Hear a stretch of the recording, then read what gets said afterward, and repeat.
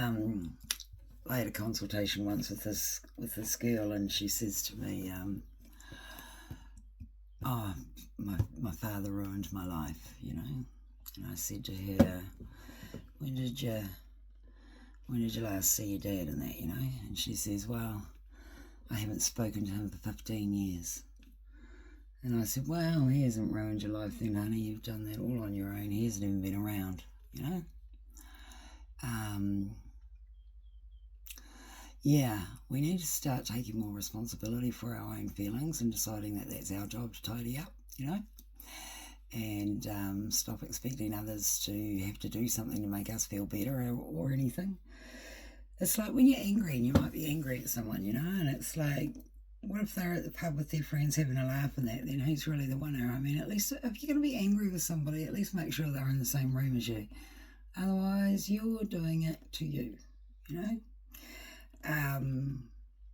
We have this real overlap, and it happens so much with relationships, especially, you know, like, I'll give you a couple of examples. I was with a partner once, you know, and he says to me, "Oh, do you think you'd be happier with someone else?" You know, and I said, "Oh, look, I'm going to be happy whether I'm with you, whether I'm with someone else, or whether I'm on my own, because I'm what makes me happy, you know.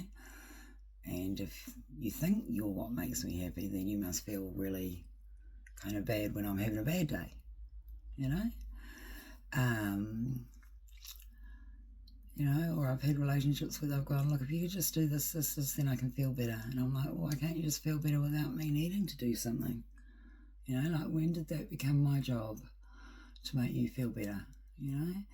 And I think in relationships and that, they start where, you know, actually we're really enjoying how we are experiencing ourselves in them more than anything, you know, the newness, the excitement, the unknown, the attraction, all of that sort of stuff, you know. And so, you know, the honeymoon period, we call it. And so we kind of feel like, oh, they make us feel so good. We feel so good when we're with them. And somewhere along the line, it kind of, you know, we start to want them to do certain things so we can feel better, you know. And while we're dependent on someone or something outside of ourselves before we can feel better, it's like then we're quite powerless in that, you know. I decide to at least explore the possibility that you can decide how to feel and you can be in charge of that. And you might think that's easier said than done, but maybe a good place to start is deciding not to care, you know. Like, if you're worried about a whole lot of stuff, or you're angry about a whole lot of stuff, or you're having all these negative emotions about things and everything, then just stop and go, "Actually, I'm going to decide how I feel. I shouldn't need anyone else to change or be different or anything like that," you know. Even on this other layer of things, so I'll bring my mum into this example. It's like, my mum, you know, like, quite a hard lady in that, and quite negative in things that she said and everything, you know. And it used to kind of really do my head in, especially in the beginning of my awareness and everything, where I was like, all about thought creates reality, and you need to think positive, you know. Like, way back in the beginning when I was having experiences that were teaching me about the impact and the ways in which our thoughts have on our reality and that, you know. And so I'd say things to mum like, "Don't think like that, don't think negative, think positive," or, "I don't know why you've got to be negative," and, you know, and it used to kind of really get to me and everything, you know. And then I got to a point with, actually, I don't need her to be all positive for me to feel okay. I don't need anybody to be any different for me to actually feel okay. Actually, I could just decide that, you know, and leave everyone else free to be how they're being, and know that they're on their journey, and, you know, that's where they're at and moving through and everything. And so then what happened is I started to go home and walk out, and mum would go, "Oh God, where'd you get that bloody shirt from?" And I'd be like, "Oh, 39 seconds today." Took you that long, you know, and started to kind of have humour with it and be okay with it and just allow her to be her, you know.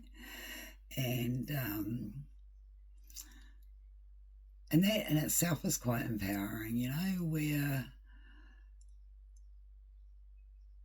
where you're not in all of these emotions and everything, justifying all of those with what you're needing to happen to make you feel all right, or what they're needing to do to make you feel all right. Why don't you just decide to feel all right? You know, at least try it out, give it a whirl, and see if that's a possibility. And if you can't figure it out, then maybe try to decide not to care about the situation, unless all your caring's getting you somewhere. You know, I mean, then carry on doing it. But we've got to start making our feelings our own responsibility in there, and you'll be so surprised at how easy it is to shift and feel okay and be in that driver's seat, you know, once you turn inwards and start opening yourself up to the possibility that actually I'm going to be in charge of how I feel, and I'm going to feel good today, and that's what's going to happen no matter what happens outside of me. And, you know, experiment with yourself a little bit in life and that, you know. You'll be surprised at what you come to discover or uncover.